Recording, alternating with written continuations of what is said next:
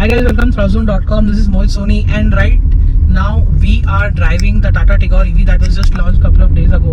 And we all know for a fact that this car is based on the Ziptron platform, the Ziptron powertrain platform. So it takes everything from the Nexon EV, which is clearly a new benchmark in this segment. We know it's been doing extremely well for Tata Motors, and they've plunked that here. So we know a lot of things about this. We know this is an IP67 rated battery, so it can it's dust proof, waterproof, and all of that. It makes around 100 PS and makes and delivers 170 Newton meters of torque instantly. The drive is smooth, refined. The batteries are water cooled. The electric motor is now mated to the battery for being more efficient. So they're together, they're packed better, so the performance is better. All of that is immediately available. The drive is very smooth, very refined, and obviously the instant torque makes things even more easier. We also know that the D mode is basically an eco mode. Once you put it in S mode, that's where you get all the power all the time, and it depletes the battery also quite quickly. So the D mode is basically a drive mode, but it is also an economy mode in disguise. I think disguise is the right word for the D in this car. And it's a no-nonsense electric car with 250 kilometers of range. But we today decided to do something different. We decided to drive from Navi Mumbai, where Tata hosted, to drive all the way till Kandivali and back.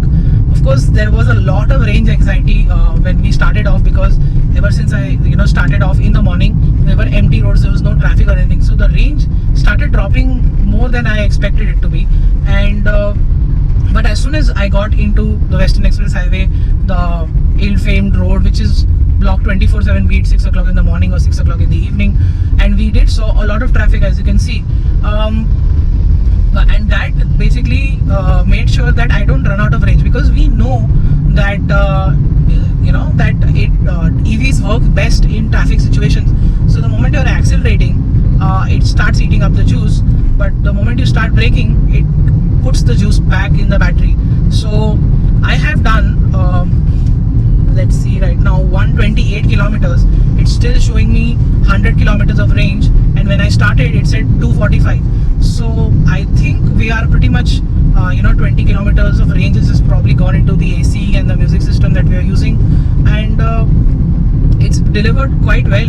I originally, when I discussed this with one of my journalist colleagues, they said that it doesn't seem feasible, but then again we actually went ahead, did it, and now we're back in Navi Mumbai, and I can still see 100 kilometers of range, and I can give the car back to Tata and they can start charging. So this commute has been really eye-opening, that you can actually do it. If it isn't able to do it, then what's the point of an EV?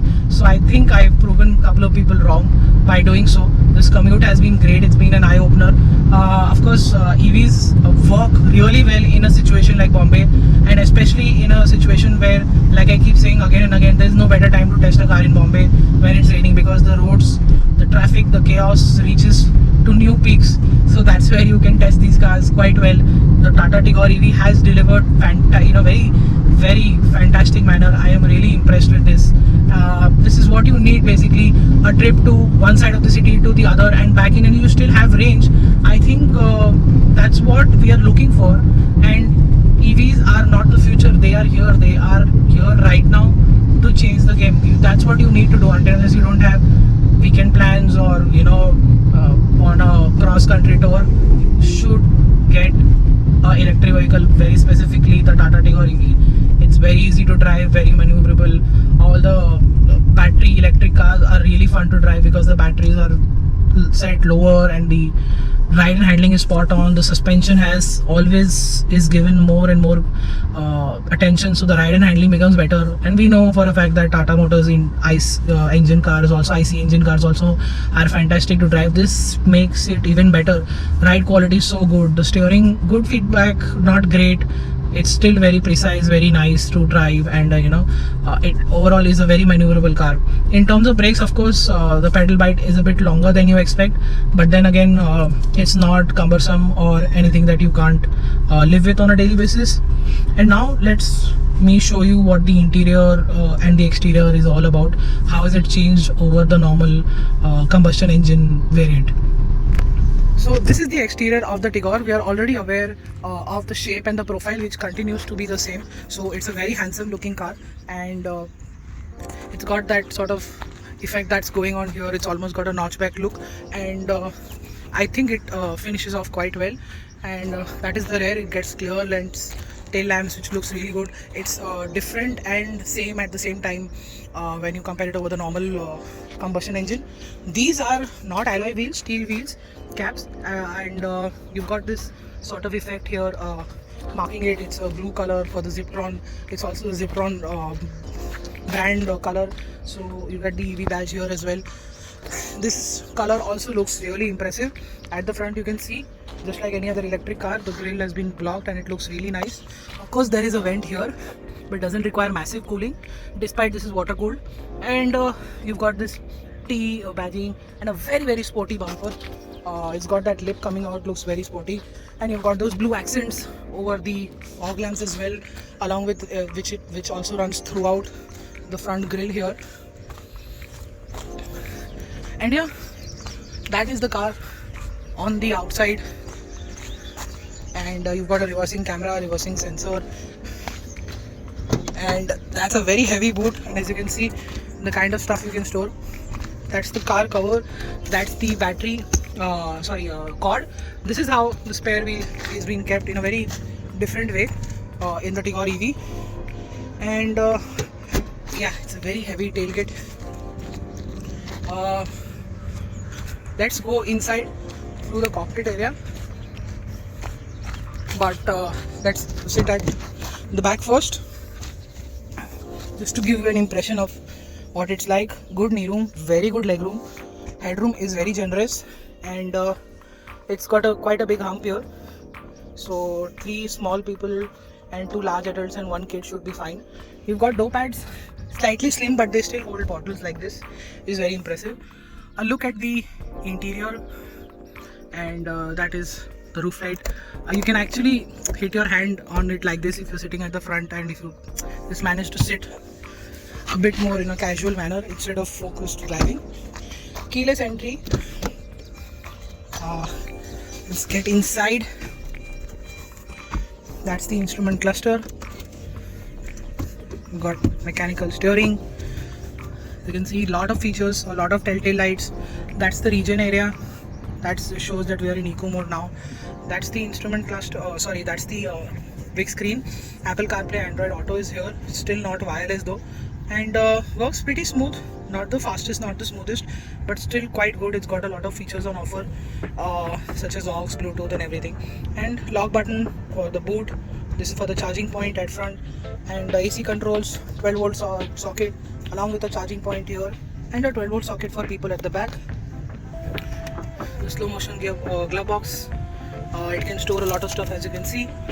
And you've got those blue effects here on the AC vents as well, and here too. And yeah, very nice steering wheel that comes in the facelifted Tigor. It's also now seen on many other cars of the Tata range. And it doesn't have cruise control. It just misses out on features, but it's got a start stop. It's got keyless entry, so that's great. This dial, it's not the most intuitive. It takes time to understand, and when you're in a slightly hurried situation, it can sort of, you won't realize until unless, like you can see in daylight, I can't even see what it's on, but I'll have to see it here. That's the gear shift indicator. It's N now, D, S, so pretty good. It shows here but not here in direct sunlight, so that's something Tata needs to sort out. Maybe give it a much more darker light on the inside. And yeah, quality is good, fit is good, but as always, finish on the inside and on the outside could have been a notch better. And this interior also is quite well put. It could have been felt a bit more solid, but the overall quality, the seats, the fabric, the design, it all gives it a very nice look. It does look like a special EV, a special budget car, and it's an electric, so I think that aspect of if customer just walks towards the car, and he will realize this is something special, but at the same time well made according to its price. And now what do we think of the Tigor EV? Well, it's got everything going for it. It's got a great price. It's based on the Nexon, so it's got that powertrain. It's a couple of lakh cheaper, almost 2 lakh rupees for the top end variant, and the starting price is really impressive, like we told you on our website. This makes it a very very interesting, very very lucrative option. If you want an electric car just for the city, you don't want an SUV for some reason, or the budget is not that high, the Tigor EV sits perfectly well now with the Ziptron powertrain coming in. That makes a big change for the customer. So he'll realize that he's getting the powertrain from the much acclaimed Nexon EV in a car which is smaller, which is priced even lower. So like I said in the beginning, the Tigor EV has what it takes, and this is very likely going to be another successful model for Tata Motors in India and probably around the world if they start exporting. And we are really impressed with it. I think that is it. We may drive it in the future for a longer period of time and we'll let you know, but we've covered most part, we've commuted in it, we've reviewed it for you. I think that should be sufficient for now. Thank you so much for watching.